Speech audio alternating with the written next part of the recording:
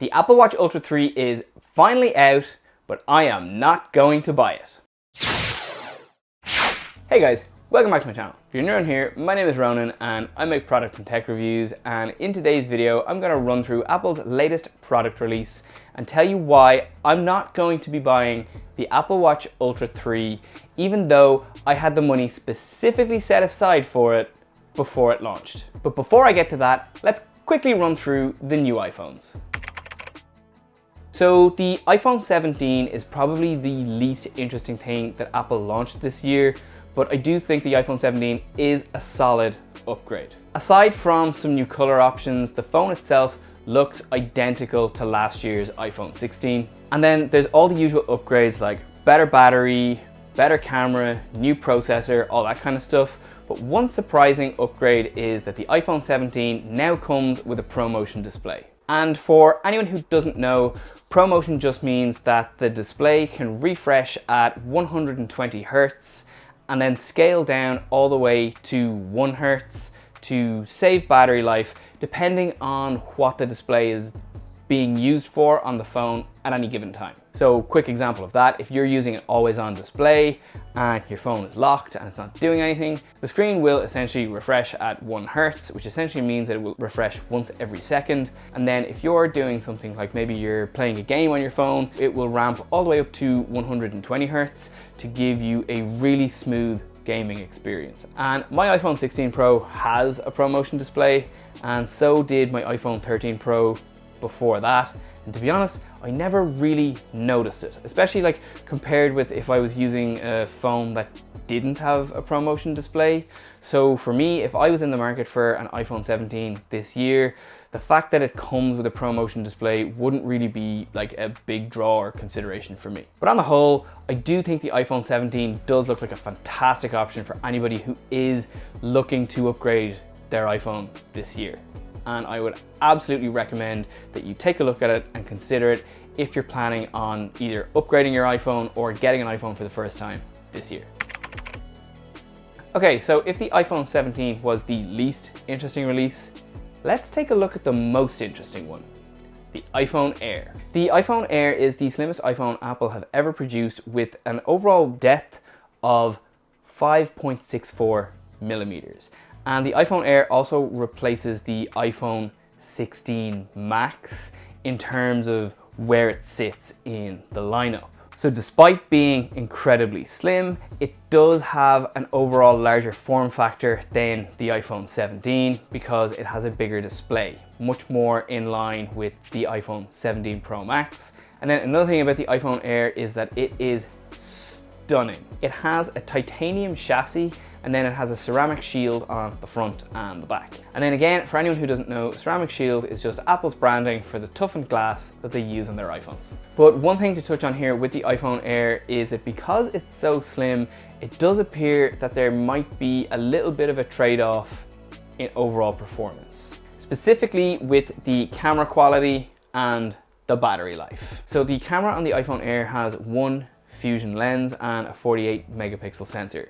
So essentially you can take photos in all of the same kind of options that the iPhone 17 gives you, but rather than having dedicated lenses for dedicated scenarios, there's one lens kind of doing everything. So in the case of this phone, that does mean that you will lose some quality compared with the iPhone 17 and the iPhone 17 Pro at different focal lengths. So no matter what way you look at that, that is a trade-off. And during the keynote, Apple did claim that the iPhone Air could offer all-day battery life, but then immediately after they spoke about how great the battery was, they also unveiled an accessory specifically for the iPhone Air, and this was a MagSafe battery pack. So I am a little skeptical about the battery life, but I do kind of think that for the average person, it's probably fine. And given just how beautiful the iPhone Air is, again, I think if I was in the market to upgrade my phone this year, it's one that I would definitely consider. One of the things that I'm really excited about with the iPhone Air is what it might mean for future iPhones.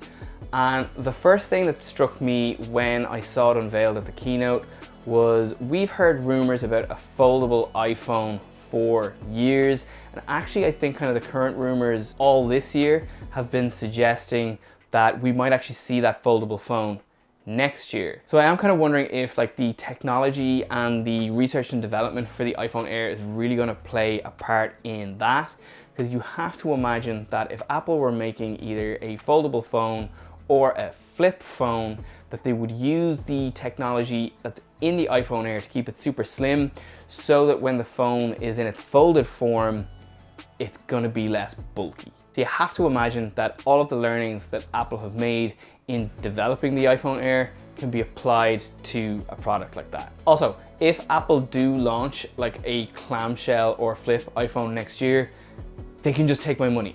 I really, really want a flip iPhone.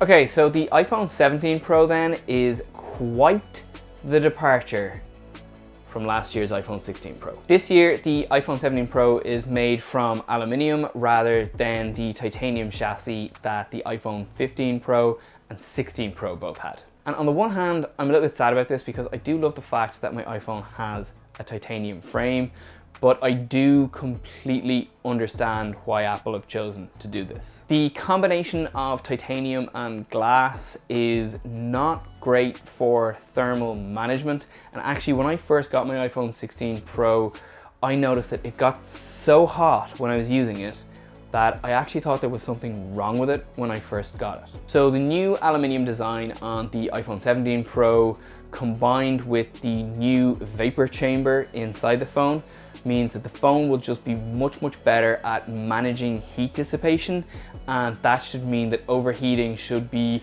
way less of a problem for anybody using the iPhone 17 Pro. And I don't know if you can hear it, but it has just started lashing rain here, so hopefully the audio on this video hasn't suddenly gotten really bad. So I get why Apple redesigned the iPhone 17 Pro, and I will say that it's nowhere near as pretty as its predecessor. And in fact, I'd go so far as to say that it is easily the ugliest iPhone in the lineup. However, in saying that, it's clear that the iPhone 17 Pro takes a lot of its design cues from the Apple Watch Ultra, and I love the styling of the Apple Watch Ultra. So while I do think that the iPhone 17 Pro is kind of ugly, I also quite like it. But the navy and orange really just aren't it for me. So again, if I was upgrading to the iPhone 17 Pro this year, I'd be all about that silver. And while I'm not planning on upgrading my phone this year, my wife is. So there will be an iPhone 17 unboxing coming to this channel as soon as her new phone arrives. I don't have a lot to say about the Apple Watch Series 11. It's identical to last year's Series 10. And all of the new features that Apple really heavily talked about when they launched the Series 11 are all software based. So if you're using an Apple Watch that can take Apple Watch OS 26, you get all those new features built straight in. So unless I'm missing something, there are no kind of features that have been held back for the Series 11 that aren't available on previous models. So the only upgrades that I can actually see on the Series 11 are that the battery has been upgraded to 24 hours of battery life from 18 hours on the Series 10. And it appears that the display is a little bit more scratch resistant than the display on the Series 10. So as I said already, like unless I've missed something big, I can't see any other difference between this year's Apple Watch and last year's. Finally, the Apple Watch Ultra 3. So before the keynote last week, I was 100% sure that I was going to buy this watch. And all of the rumors ahead of time said that the Apple Watch Ultra 3 would have a bigger display, but inside the same frame. So essentially what that meant is that the bezel on the display would be reduced, and for me that was something that I was really excited about. And in fairness to Apple, they delivered on that front. The bezels on the display on the Apple Watch Ultra 3 have actually been slightly reduced. So the Apple Watch Ultra 3 has the biggest display of any Apple Watch ever. But normally when Apple reduce the bezels on a display, whether it's on an Apple Watch or an iPhone or something, they usually make a big thing out of it, and they've got this big flashy animation that shows kind of how big the old bezel was, and it reduces back to show how small the new bezel is. And with the Apple Watch Ultra 3, they didn't do any of that. Like, they said that it was a bigger display, but they didn't really show it next to the old display or anything, or give any real comparison. And honestly, when I looked at it and I scrutinized it, I looked at all the pictures on the website, I looked back at the video, I couldn't really see any difference between the new display size and the old one. And Apple's improved the battery life on the Apple Watch Ultra 3, so it now offers up to 42 hours of battery life, compared with the 36 hours of battery life that my Apple Watch Ultra 2 still delivers after 2 years. And then there are two other kind of upgrades with the Apple Watch Ultra 3. So one is that it comes with satellite connectivity built straight into the watch. So essentially, if you're hiking or you're up a mountain somewhere and you get into difficulty and there's no phone signal, you can connect to a satellite directly to make an emergency call and call for help. And Apple have also upgraded the cellular antenna in the Apple Watch Ultra 3, so it now offers 5G connectivity. But for me, having seen what the Apple Watch Ultra 3 offers, I just can't justify spending €899 on this watch. There are no big new features on this watch that I don't get access to just by upgrading to watchOS 26. And don't get me wrong, the satellite connectivity is a really nice addition to the watch, but I have that on my iPhone 16 Pro, and if I was ever doing something like where I'm hiking or going mountain climbing or kind of doing any activity really, I don't envisage a time when I would just have my watch and I wouldn't also have my phone with me. So the fact that I already have that satellite connectivity on my phone means that I don't need it on my watch. And then again, the 5G cellular connectivity is great, but I don't use cellular on my watch at all. So for me, if I was to upgrade to the Apple Watch Ultra 3, I would largely be using it the same way that I use my Ultra 2. So I'm not going to be paying extra for cellular connectivity straight to my watch on that. So again, the 5G antenna there, it doesn't make a difference to me. And the extra battery life would be nice, I'm not going to lie, but it's not worth €899 to me.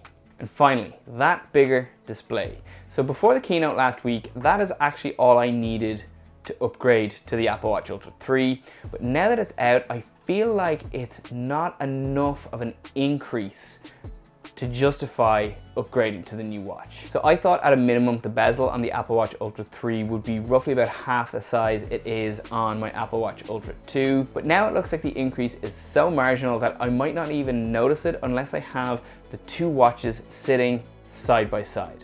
I've already looked at some other kind of hands-on reviews of the Apple Watch Ultra 3, and I'm really struggling to see any difference in the display size. And I am excited to go into a shop and actually check out the Apple Watch Ultra 3 and see what the display is really like. But I really feel like if I spend €899 on the Apple Watch Ultra 3 right now, I'd hate it, just because there's no real difference between them. But in saying all of that, I would 100% recommend that somebody buy the Apple Watch Ultra 3 if they've never had an Apple Watch before and it's something that they're interested in, or if you have maybe an Apple Watch Series 7 or older and you want to upgrade to the Apple Watch Ultra 3, I think it would be a pretty significant upgrade for anybody in that kind of a situation.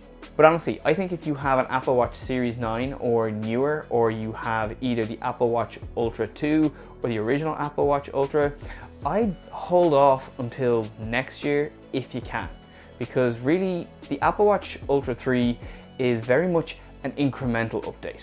So that being said, I do hope that Apple really bring out some big changes to the Apple Watch Ultra for next year. Now, I do hope that they keep the same titanium chassis that they have for the first 3 generations, because I really like how that looks. But I would like a real reason to upgrade my watch next year. And then if that doesn't happen, as long as my Apple Watch Ultra 2 doesn't start giving me any kind of trouble, I'll probably hold on to it for another year then. Okay, so that is all I have to say about why I am not upgrading my Apple Watch this year. So I'm gonna leave this video here. I hope you've liked it. If you do, please give it a big thumbs up. Please subscribe to my channel, and I will see you guys in my next video.